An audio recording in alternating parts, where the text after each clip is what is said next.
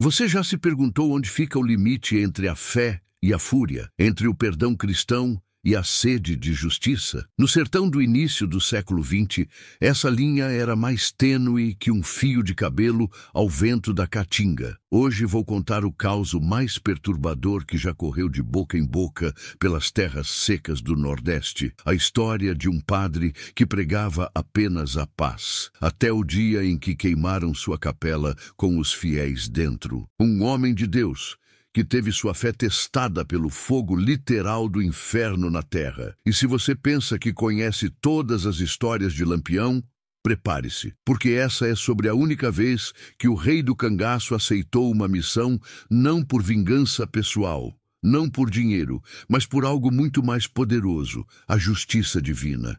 Então se inscreva no canal, deixe seu like e compartilhe essa história, porque causos como esse não podem morrer no esquecimento. E me diga nos comentários, você acredita que existe hora em que até um padre tem o direito de pedir vingança? Vamos começar esse causo que vai mexer com sua alma. O sol nascia devagar sobre a pequena vila de Pedra Branca, interior da Paraíba, e com ele chegava a voz suave do Padre Antônio, ecoando pela capela de madeira e barro. Era 1925, e naquelas terras secas, onde a lei do mais forte imperava há gerações, existia um homem que insistia em pregar o contrário. Padre Antônio não era como os outros padres que vinham da capital. Não tinha a pele branca dos seminaristas da cidade, nem as mãos macias de quem nunca pegou na enxada. Era filho da própria terra.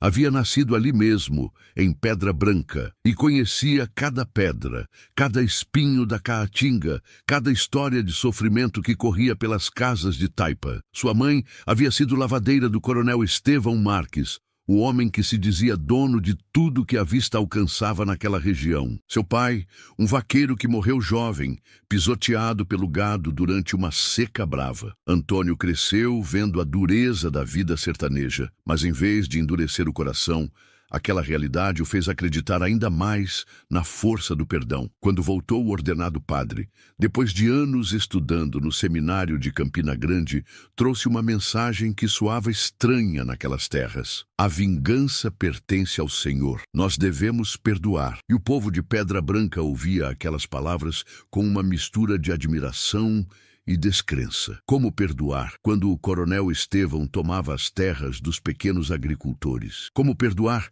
quando seus jagunços espancavam quem ousava reclamar? Como perdoar quando as filhas das famílias pobres desapareciam durante a noite e apareciam dias depois, mudas e com os olhos vazios? Mas Padre Antônio persistia. Toda manhã, ao primeiro canto do galo, abria as portas da pequena capela de Nossa Senhora das Dores. Era uma construção humilde, paredes de barro batido e teto de palha, mas ali dentro cabia toda a fé daquela gente sofrida. Meus filhos, dizia ele durante as missas, o ódio é como a seca, mata tudo por onde passa. Só o perdão faz brotar vida nova, e sua voz tinha uma força estranha, um poder que acalmava até os corações mais revoltados. Dona Josefa, que havia perdido o marido para uma bala perdida durante uma briga entre jagunços, chorava durante os sermões. Seu Joaquim, que tinha as terras tomadas pelo coronel, apertava o chapéu entre as mãos e tentava encontrar paz naquelas palavras.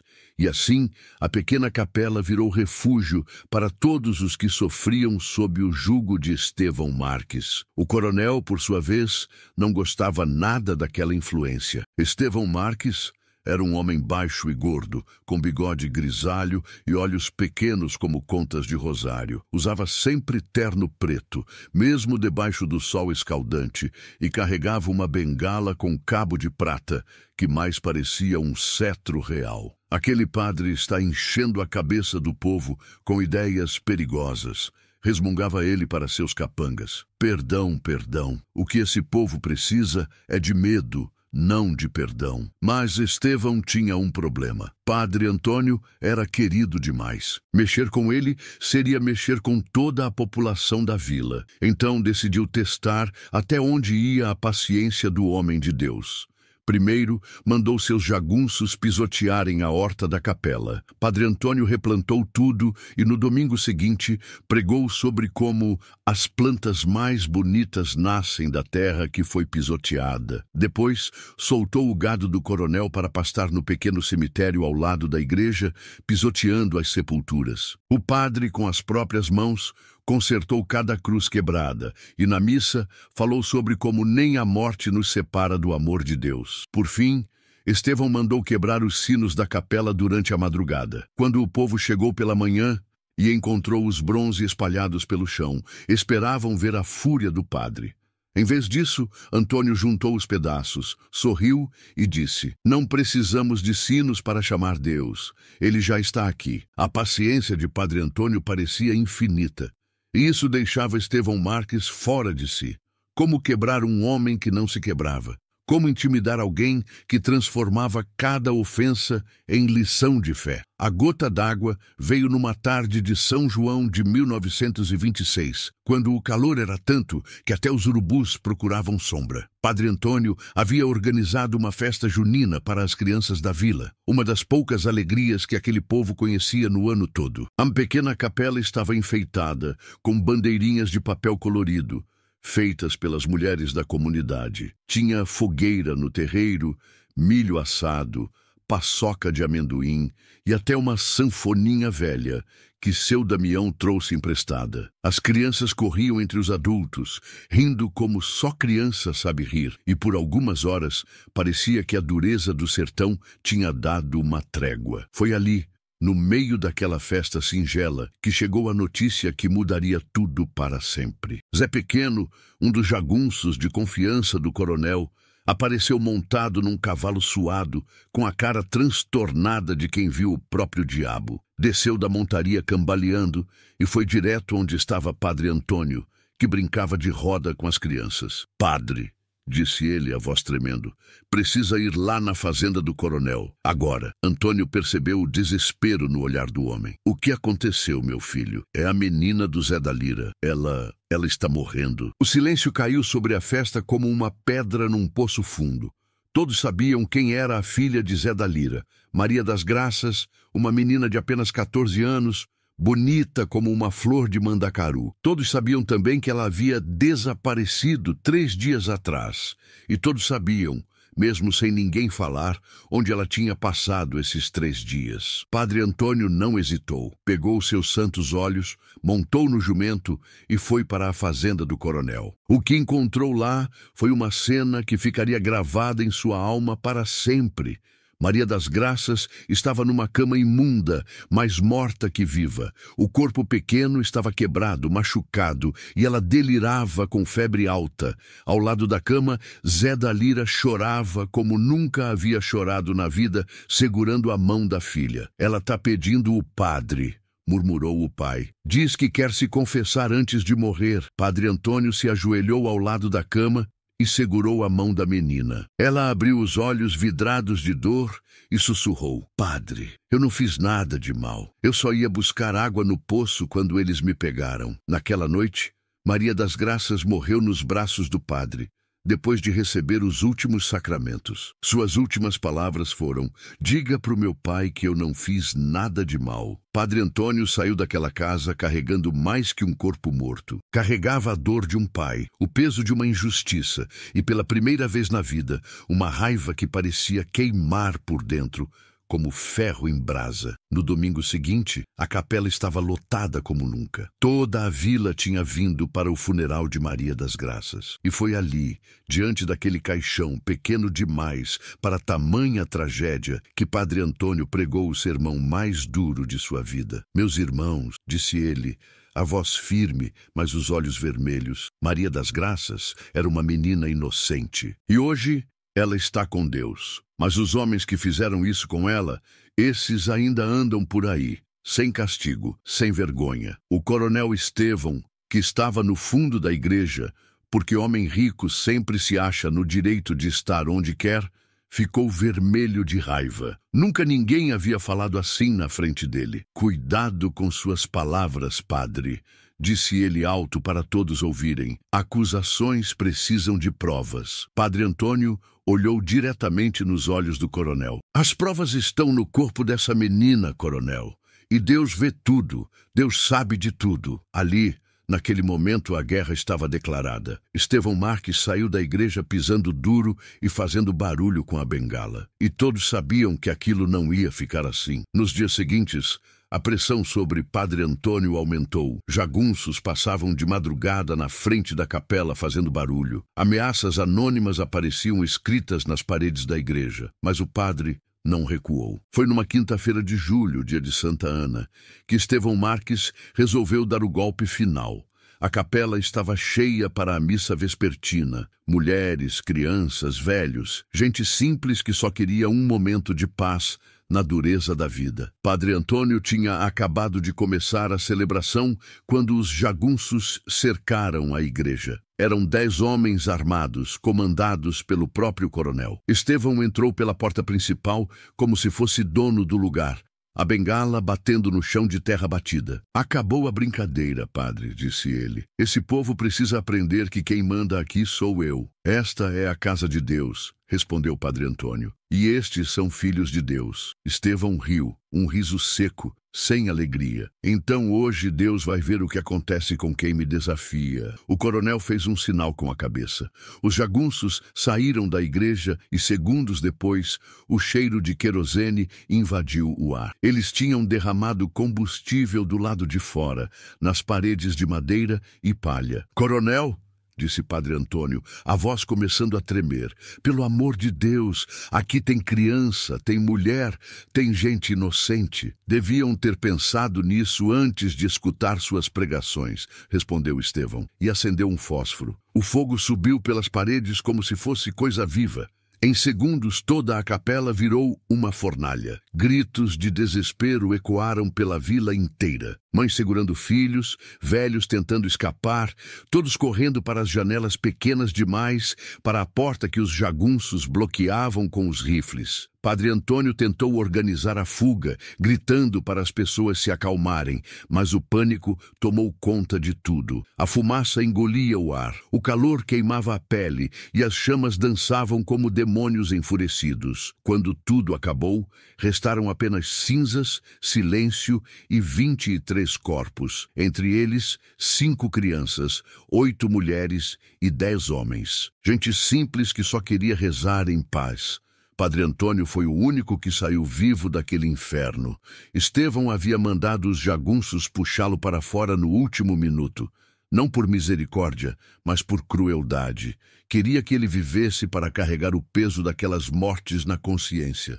Agora você vai embora da minha terra, disse o coronel para o padre, que estava ajoelhado no chão, olhando os destroços da capela. E se voltar, é melhor ter certeza de que seu Deus está mesmo do seu lado. Naquela noite, Padre Antônio enterrou 23 pessoas.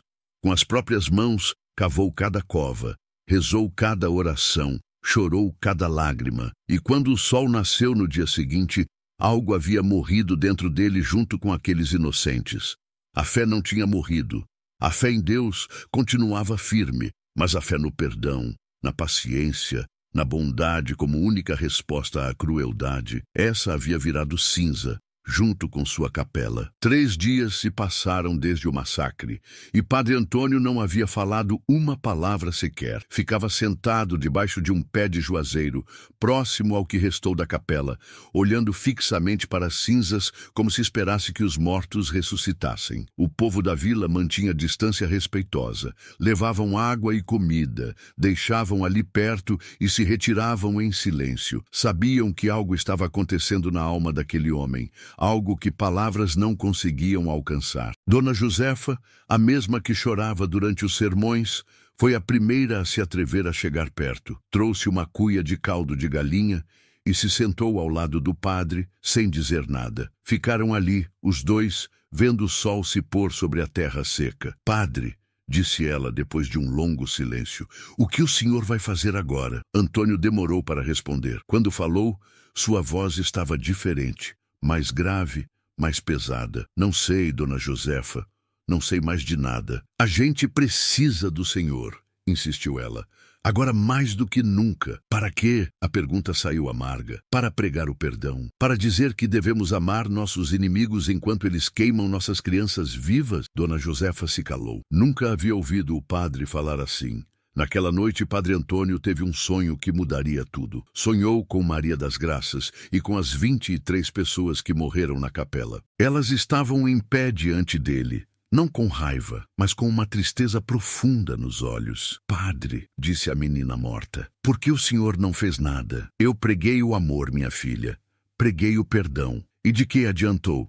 Perguntou seu Joaquim, o homem que teve as terras roubadas e morreu tentando proteger os netos na capela. De que adiantou sua pregação se estamos todos mortos e o coronel continua matando? Às vezes, disse uma voz que parecia vir de todos os cantos ao mesmo tempo, Deus precisa de instrumentos para fazer sua justiça na terra. Às vezes, o perdão não é suficiente. Padre Antônio acordou em sobressalto, o coração batendo como tambor de zabumba. Pela primeira vez desde o massacre, sua mente estava clara. Sabia exatamente o que precisava fazer. Na manhã seguinte, pegou o pouco que restava de seus pertences, uma Bíblia chamuscada, o terço de sua mãe e as roupas do corpo, e começou a caminhar. Não disse para ninguém aonde ia, mas todos sabiam. No sertão, quando um homem sai caminhando com aquele olhar, só existe um destino possível. A caminhada durou 4 dias.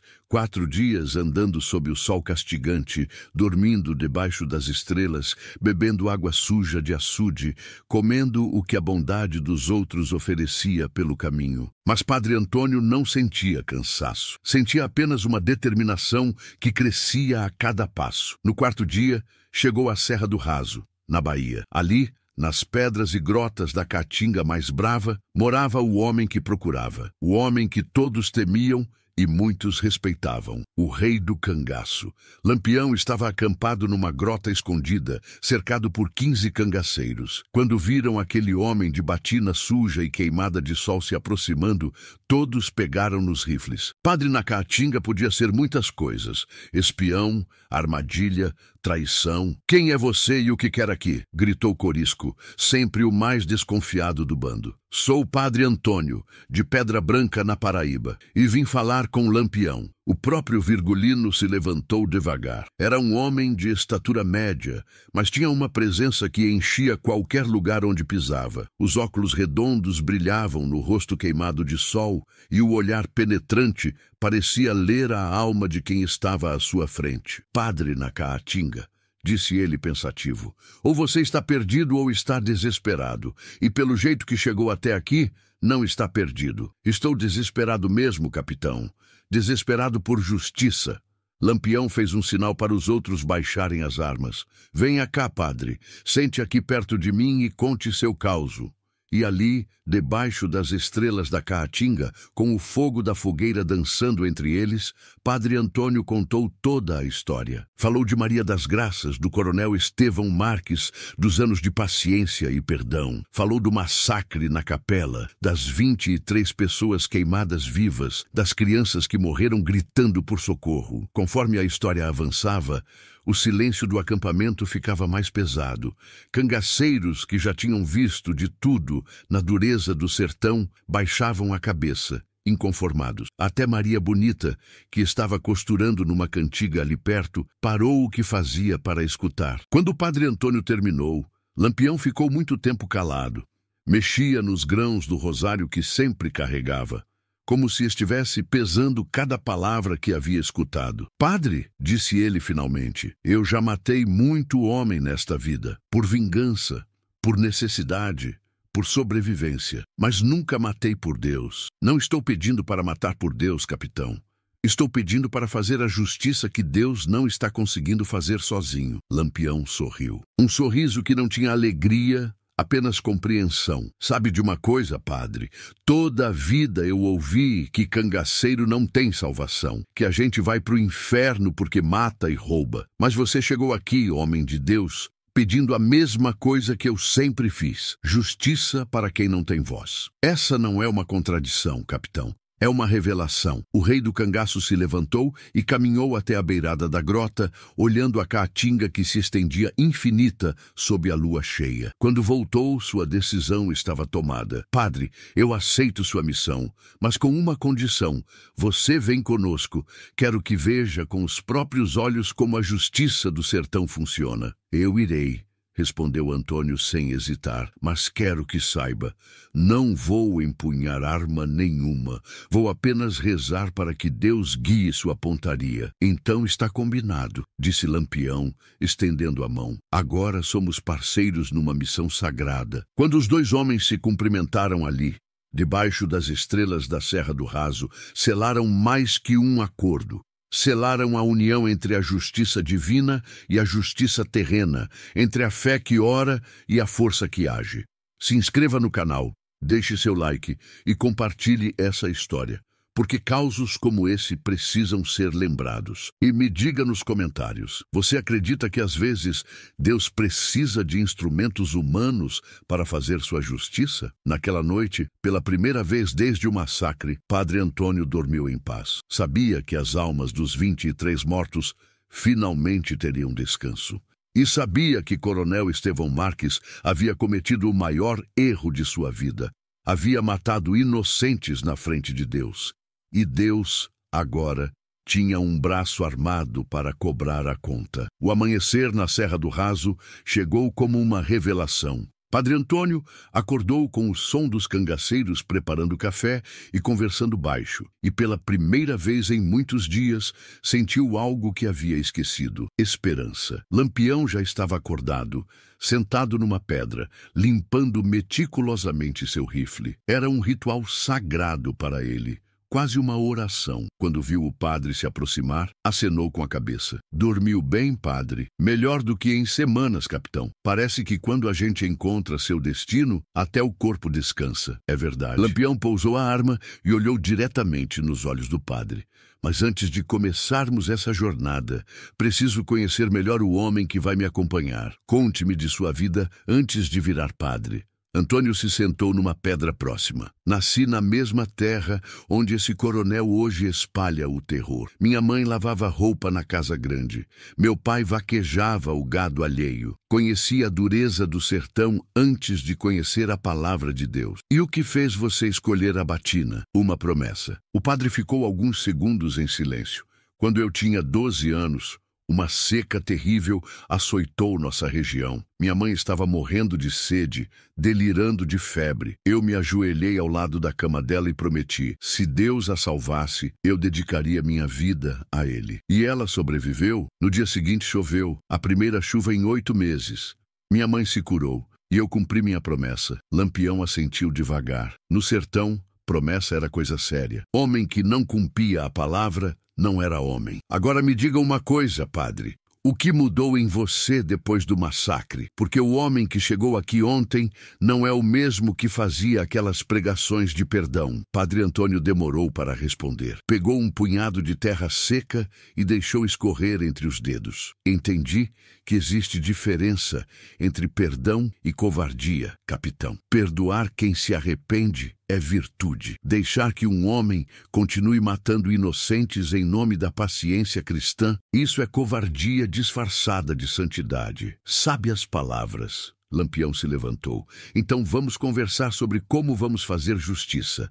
Mas primeiro, quero que você entenda como o meu bando funciona. Durante toda aquela manhã, Lampião apresentou o Padre Antônio aos cangaceiros.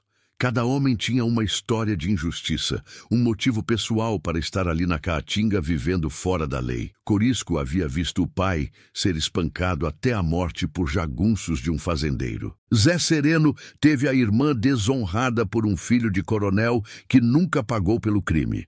Antônio Silvino Júnior, que não era parente do famoso cangaceiro, apenas admirador, perdera todas as terras da família numa trapaça judicial armada por grileiros. Viu só, padre? Disse Lampião depois das apresentações. Cada homem aqui já procurou a justiça dos homens e não encontrou.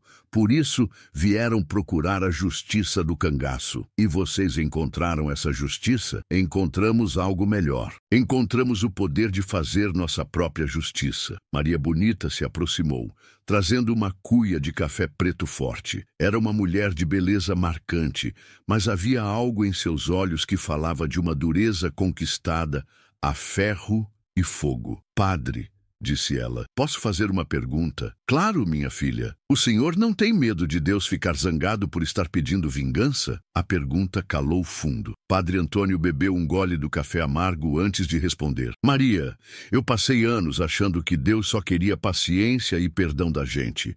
Mas depois li melhor a Escritura. O mesmo Deus que disse, amai vossos inimigos, também disse, olho por olho, dente por dente. O mesmo Jesus que perdoou a adúltera também expulsou os vendilhões do templo com chicote na mão. Quer dizer que Deus às vezes quer justiça? Quero dizer que Deus quer equilíbrio. E quando os homens maus desequilibram o mundo com sua crueldade, alguém precisa restaurar o equilíbrio. Lampião sorriu ao ouvir aquelas palavras. Padre, você acabou de explicar melhor que qualquer um por que o cangaço existe. Depois do almoço, os dois homens se afastaram do acampamento para conversar sobre estratégia. Lampião queria saber tudo sobre a rotina de Estevão Marques, seus hábitos, suas fraquezas. O coronel é covarde, explicou o padre. Só age cercado de jagunços. Mora numa casa grande fortificada com muros altos e homens de guarda dia e noite. Quantos jagunços? Uns 15 fixos, mas na hora do aperto pode chegar a 30. Armas? Rifles, revólveres. Nada muito moderno, mas são homens acostumados a matar. Lampião ficou pensativo, riscando no chão com um galho seco. E o povo da vila? Como eles reagiriam se vissem você voltando? Com alegria, tenho certeza. O coronel é odiado por todos. E isso é bom. Vamos precisar de informações de dentro da vila. O rei do cangaço ergueu os olhos para o padre. Agora me diga, como você quer que seja a justiça? Rápida e limpa ou educativa? Padre Antônio entendeu perfeitamente o que estava sendo perguntado. Capitão, 23 pessoas morreram queimadas vivas. Entre elas, 5 crianças. Como o senhor acha que deve ser a justiça? Educativa. Então que seja educativa. Naquela tarde, Lampião reuniu todo o bando. Era hora de planejar a operação mais inusitada de sua carreira. Uma missão de justiça pedida por um padre e abençoada por Deus. Meus cabras, disse ele, vamos fazer história. Pela primeira vez, o cangaço vai lutar não por vingança pessoal, não por dinheiro, mas por justiça pura. Vamos cobrar uma dívida em nome dos mortos. E como vamos fazer isso, capitão? Perguntou Corisco. Primeiro, vamos mandar um recado para o coronel. Um recado que vai fazer ele suar frio de medo. Depois, vamos para a Pedra Branca, mas não como bandidos. Vamos como instrumentos da justiça divina. Lampião se virou para o padre. Antônio, quero que você escreva uma carta para o coronel. Use sua letra de padre, suas palavras bonitas, mas diga para ele que os mortos da capela estão pedindo justiça no céu e que essa justiça vai chegar montada a cavalo. Padre Antônio pegou papel e tinta que Lampião sempre carregava para suas correspondências. Escreveu com caligrafia caprichada: Coronel Estevão Marques. Os 23 inocentes que o senhor queimou vivos na capela de Pedra Branca clamam por justiça diante do trono do Altíssimo. E o Senhor dos Exércitos ouviu suas súplicas. Prepare-se, pois a justiça de Deus vem montada a cavalo e armada de rifle. Que Deus tenha misericórdia de sua alma, porque nós não teremos. Assinado, Padre Antônio e Virgulino Ferreira da Silva. Perfeito, disse Lampião depois de ler. Agora mande alguém entregar isso na porta da Casa Grande. Que ele leia e passe 3 dias pensando no que fez. Zé Sereno se ofereceu para levar a carta. Conhecia bem aquela região e sabia como chegar sem ser visto. Enquanto esperavam, Padre Antônio pediu para benzer as armas do bando. Era algo inédito na história do cangaço.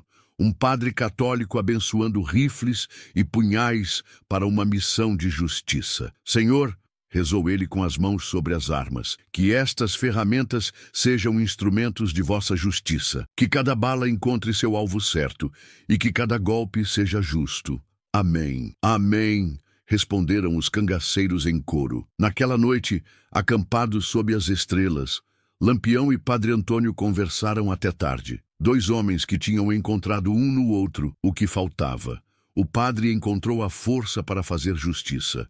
O cangaceiro encontrou a legitimidade divina para suas ações. Padre, disse Lampião antes de dormir, depois dessa missão, nada será igual. Nem para você, nem para mim. Eu sei, capitão, mas algumas coisas na vida precisam ser feitas, mesmo sabendo que vão mudar a gente para sempre. Sabias palavras, parceiro. Sabias palavras. No dia seguinte, eles partiriam para a Pedra Branca. O padre voltaria para casa, mas não sozinho.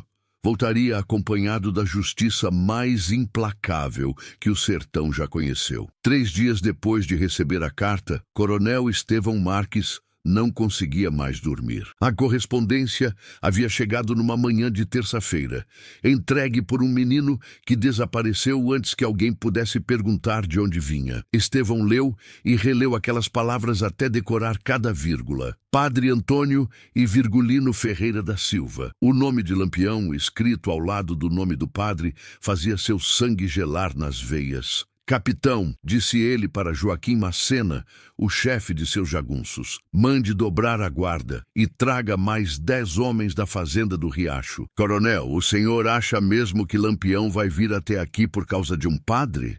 Estevão olhou pela janela da casa grande, observando os muros altos e os homens armados postados nos cantos. Joaquim, eu queimei 23 pessoas numa igreja. Se existe algo capaz de fazer Lampião sair do esconderijo, é isso. E Estevão estava certo. Na sexta-feira, ao amanhecer, Lampião, seus 15 cangaceiros e Padre Antônio chegaram às proximidades de Pedra Branca. Acamparam numa grota a 2 léguas da vila, escondidos entre as pedras e os mandacaros. Padre, disse Lampião, agora você vai na frente. Quero que entre na vila como se tivesse voltado sozinho. Converse com o povo, descubra quantos homens o coronel tem, onde estão posicionados. Nós atacamos quando você der o sinal. E qual vai ser o sinal? Quando você tocar o sino da nova capela, se é que ele construiu uma. 3 badaladas seguidas. Aí é a nossa hora. Padre Antônio cavalgou sozinho até Pedra Branca. Quando as primeiras pessoas o viram chegando, a notícia correu como rastilho de pólvora. O padre havia voltado. O homem de Deus tinha retornado. Dona Josefa foi a primeira a correr até ele, chorando de alegria. Depois vieram seu Damião, Zé da Lira, que ainda carregava nos olhos a dor da filha morta. Toda a população da vila pequena. Padre, padre, o senhor voltou! Gritavam as crianças. Voltei, meus filhos, e não voltei sozinho. Como assim, padre? Perguntou Dona Josefa. Antônio olhou na direção da casa grande do coronel, no alto da colina. Voltei com a justiça de Deus. A vila inteira se reuniu na praça. Padre Antônio subiu nos degraus da antiga capela, agora apenas ruínas calcinadas, e falou para seu povo: meus irmãos, durante estes meses longe daqui, aprendi algo importante. Aprendi que Deus não quer que sejamos cordeiros mudos diante da injustiça. Aprendi que, às vezes, para que o bem triunfe, é preciso que alguém enfrente o mal de igual para igual. O que o senhor está querendo dizer, padre? Perguntou seu Joaquim. Estou dizendo que hoje Coronel Estevão Marques vai pagar pelo sangue dos 23 inocentes que ele queimou vivos nesta igreja. Um murmúrio de incredulidade e esperança tomou conta da multidão. Será que finalmente alguém ia enfrentar o coronel? E quem vai fazer essa justiça, padre? Perguntou Zé da Lira com os olhos brilhando. Lampião! O nome caiu na praça como um raio. Mulheres se benzeram, homens engoliram em seco, crianças pararam de brincar. Lampião, o rei do cangaço, estava ali, em Pedra Branca, para fazer justiça. Mas, padre, disse Dona Josefa, e se o coronel fugir? Não vai fugir. Homem como ele é covarde demais para correr e orgulhoso demais para se entregar. Vai tentar lutar e vai morrer tentando. Padre Antônio passou o resto da manhã conversando com os moradores, colhendo informações. Soube que o coronel havia reunido 25 jagunços na Casa Grande. Soube que tinha armas e munição suficiente para um cerco longo. Soube também que o povo da vila estava disposto a ajudar no que fosse preciso. 12:00 em ponto, hora em que o sol fica mais cruel no sertão, Padre Antônio subiu no que restava da torre da capela. Lá ainda havia um sino, milagrosamente intacto depois do incêndio. Pegou a corda e puxou 3 vezes. Bem, bem, bem. O som ecoou pela vila e se espalhou pela caatinga. Na grota distante, Lampião sorriu ao ouvir o sinal. Meus cabras, disse ele, chegou a nossa hora. Lembrem-se, estamos lutando por justiça divina. Não por dinheiro, não por vingança pessoal, mas pela memória de 23 inocentes. Os cangaceiros montaram e cavalgaram em direção à vila. 16 homens armados até os dentes, com Lampião à frente, os óculos redondos brilhando sob o sol, o rifle Winchester na mão. Quando chegaram à praça de Pedra Branca, o povo se abriu em 2 fileiras, como as águas do Mar Vermelho diante de Moisés. Ninguém tinha medo dos cangaceiros. Pelo contrário, os olhavam com esperança e gratidão. Lampião desmontou na frente das ruínas da capela. Ajoelhou-se, tirou o chapéu e rezou em silêncio por alguns segundos. Depois se levantou e olhou na direção da Casa Grande. Estevão Marques! Gritou com uma voz que chegou até o último canto da vila. Sou Virgulino Ferreira da Silva. Vim cobrar a dívida de sangue que você tem com Deus. A resposta veio na forma de um tiro de rifle que zuniu perto da orelha de Lampião. O cerco havia começado. Meus cabras, disse o rei do cangaço, cerquem a casa. Quero 2 homens em cada lado, e ninguém sai vivo de lá dentro sem a minha autorização. A batalha durou 3 horas. Os jagunços do coronel atiravam das janelas e das frestas dos muros, mas os cangaceiros conheciam cada pedra, cada árvore, cada sombra daquela terra. Um por um, os defensores da Casa Grande foram caindo. Corisco, rastejando como cobra pela caatinga, conseguiu chegar até a parede lateral da casa. Jogou uma bomba caseira que abriu um buraco no muro. Zé Sereno e 2 outros cangaceiros entraram pela brecha, rifle em punho. Lá dentro, o tiroteio foi feroz, mas breve. Estevão Marques tinha se trancado no quarto principal, com seus últimos 5 jagunços, incluindo Joaquim Macena. Coronel, disse Lampião de fora da porta, é melhor sair por bem. Ainda posso dar uma morte rápida para o senhor. Vá pro inferno, Lampião! Gritou Estevão de dentro do quarto. Nunca vou me render para um bandido, então que seja como você quer. Lampião fez um sinal para Corisco, que despejou querosene embaixo da porta e ateou fogo. Agora você vai sentir o que sentiram as 23 pessoas que queimou na capela, gritou o cangaceiro. O desespero tomou conta do quarto. Os jagunços tentaram quebrar as janelas, mas os cangaceiros atiravam em quem aparecia. O fogo começou a subir pelas paredes e a fumaça tomou conta do ambiente. Foi então que Estevão Marques fez a única coisa que lhe restava. Abriu a porta e saiu correndo, revólver na mão, atirando para todos os lados. Mas Lampião estava esperando. Um tiro certeiro no peito derrubou o coronel no meio do corredor. Estevão caiu de costas, ofegante, o sangue escorrendo pela boca. Lampião se aproximou devagar. Coronel, suas últimas palavras. Estevão tentou falar, mas só saiu sangue. Seus olhos, antes arrogantes, agora mostravam apenas medo e arrependimento. Não tem nada para dizer? Perguntou o cangaceiro. Então eu falo por você. Você foi um homem cruel, covarde e sem honra. Matou inocentes e achou que não ia pagar. Pois está pagando agora. Lampião se afastou alguns passos e gritou. Padre Antônio, venha aqui! O padre entrou na Casa Grande em chamas. Quando viu Estevão Marques caído, moribundo, sentiu uma mistura estranha de alívio e compaixão. Capitão, ele ainda está vivo. Propositalmente. Quero que você dê a extrema unção para ele. Mas antes, quero que ele confesse os pecados. Padre Antônio se ajoelhou ao lado do coronel moribundo. Estevão, você quer confessar seus pecados? O coronel olhou nos olhos do padre. Com um fio de voz murmurou. Perdão, perdão. Eu te perdoo em nome de Deus.